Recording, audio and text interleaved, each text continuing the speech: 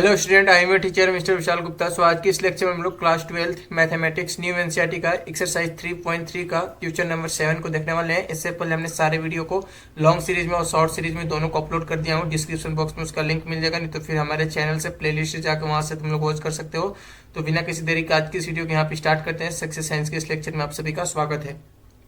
तो यहाँ पे ज़्यादा डीपली बात नहीं करेंगे क्योंकि इसमें हमने already long series lecture number 7 को मैंने बता दिया, डिस्कस कर दिया हो। तो यहाँ पे इसको शॉर्ट वीडियो के माध्यम से समझेंगे। यहाँ पे देखो 7 नंबर क्वेश्चन बेटा तुम्हारे यहाँ पे क्या बोल रहा है सिद्ध कीजिए कि अवयव ए इज इक्वल टू ए का वैल्यू तुम्हारा इतना गिवन है क्वेश्चन फर्स्ट के लिए एक सम्मित अवयव। ध्यान देना, एक सम्मित अवयव है और एक सेकंड में विषम सम्मित अवयव। यहाँ से हमें सम्मित और विषम सम्मित दो अवयव यहाँ से पूछा हुआ है।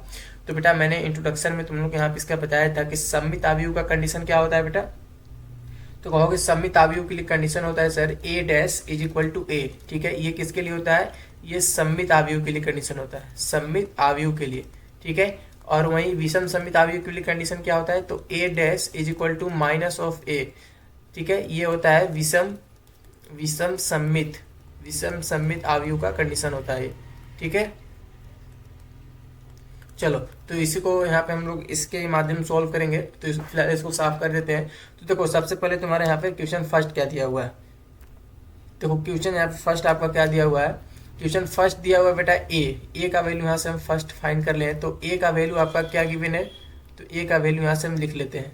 तो यहाँ पे 1 -1 5 -1 2 1, यहाँ पे 5 है आपका, 5 1 3। ठीक, 5 1 3 यहाँ पे। ठीक है, अब इसमें सिंपल हम ए डैश निकालते हैं। हमें ए का वैल्यू फाइंड है तो यहाँ से हम ए डैश का वैल्यू फाइंड कर सकते हैं। तो ए डैश का जब वैल्यू फाइंड करोगे तो आपका आ जाएगा 1 -1 5।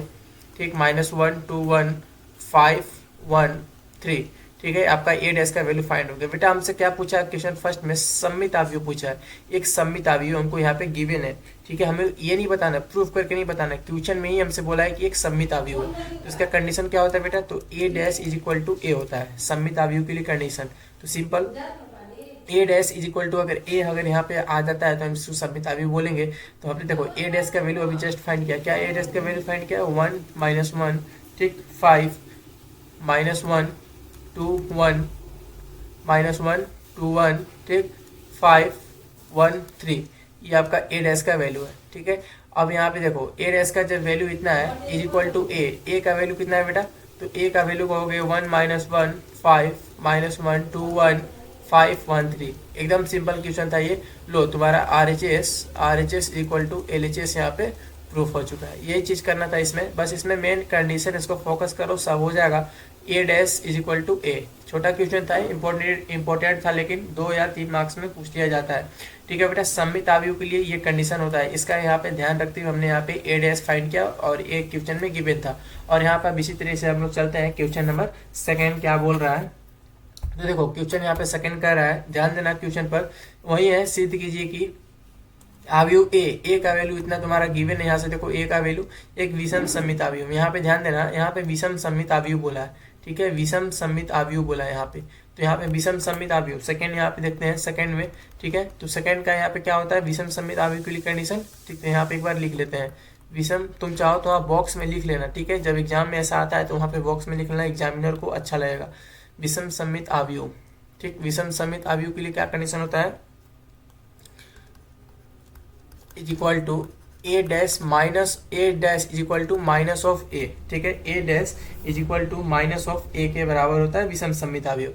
तो सिंपल बेटा ए का वैल्यू क्या दिया हुआ है। ठीक है, तो ए का वैल्यू यहाँ से हम लिख लेते हैं 0 -1 1 1 0 -1 -1 1 0। ठीक है, ये तुम्हारा ए का वैल्यू। तो सिंपल अब यहाँ से हम ए डैश का वैल्यू फाइंड कर लेते हैं। तो ए डैश का वैल्यू कितना आएगा इसका, 0 1 -1 -1 0 1 1 -1 0। ठीक है, इतना तुम्हारा ए डैश का वैल्यू है।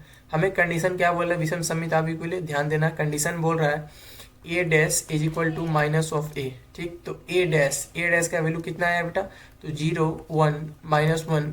ठीक है, -1 0 1 1 -1 0। ठीक है, ये तुम्हारा ए डैश का वैल्यू है। ठीक है। अब इज इक्वल टू माइनस यहाँ पे बाहर है, अब सिंपल ए का वैल्यू यहाँ से अंदर लिखेंगे। ठीक है, माइनस ज्यों का त्यों यहाँ पे अभी छोड़ देंगे, जैसे वैसे छोड़ देंगे, इसके साथ अभी कुछ नहीं करेंगे, एक स्टेप बाद इसको करेंगे। तो अब सिंपल यहाँ पे ए का वैल्यू लिखेंगे 0 -1 1 1 0 -1 -1 1 0। अब बेटा देखो जो बाहर माइनस है सबको अंदर मल्टीप्लाई कर दो माइनस के साथ, तो तुम्हारा देखना है RHS और LHS बराबर हो जाएगा। 0 1 -1 -1 0 1 1 -1 0। ठीक है बेटा, समझ में आ रहा होगा तो प्लीज़ चैनल को सब्सक्राइब करना और अपने दोस्त के साथ भी शेयर करना। अब देखो इसका सब में ये जो माइनस है इसका सब में अंदर मल्टीप्लाई कर दो। ठीक है, ये जो माइनस है ना इसका सब में अंदर मल्टीप्लाई कर देते हैं इसका। ठीक है, चलो जब इसका मल्टीप्लाई करेंगे तो कितना होगा, तो यहाँ पे 0 हो जाएगा, यहाँ पे -1 हो जाएगा, यहाँ पे माइनस माइनस प्लस ऑफ 1 हो जाएगा, और यहाँ पे माइनस माइनस प्लस ऑफ 1, और यहाँ पे 0 0 के साथ प्लस या माइनस कुछ नहीं होता है, ध्यान रखना। और यहाँ पे माइनस ऑफ 1 हो जाएगा। ठीक, यहाँ -1 और यहाँ पे माइनस माइनस प्लस और यहाँ पे 0 हो जाएगा। तो देखो बेटा तुम्हारा LHS, ठीक है, LHS is equal to RHS यहाँ पे प्रूफ हो चुका है, विषम सममिताभ्यु प्रूफ हो चुका है। इसका कंडीशन क्या लेके चले थे हम लोग, A' equal to minus of A, यही होता है विषम सममिताभ्यु का कंडीशन। सो ठीक है बेटा, आज की इस वीडियो में यही तक। आई होप तुम लोग को समझ में आया होगा, बड़ा वाला लेक्चर देखे हो तब तक तुम लोग समझ गए होगे। अगर फिर भी नहीं समझ में आ रहा तो यहाँ शॉर्ट वीडियो के माध्यम से यहाँ पे तुम लोग को दे ही रहा हूँ। सो बेटा आज की इस वीडियो में यही तक। अगर समझ में आया हो तो प्लीज़ चैनल को सब्सक्राइब करना, सपोर्ट करना। मिलते हैं नेक्स्ट वीडियो में, तब तक के लिए बाय बाय, टेक केयर।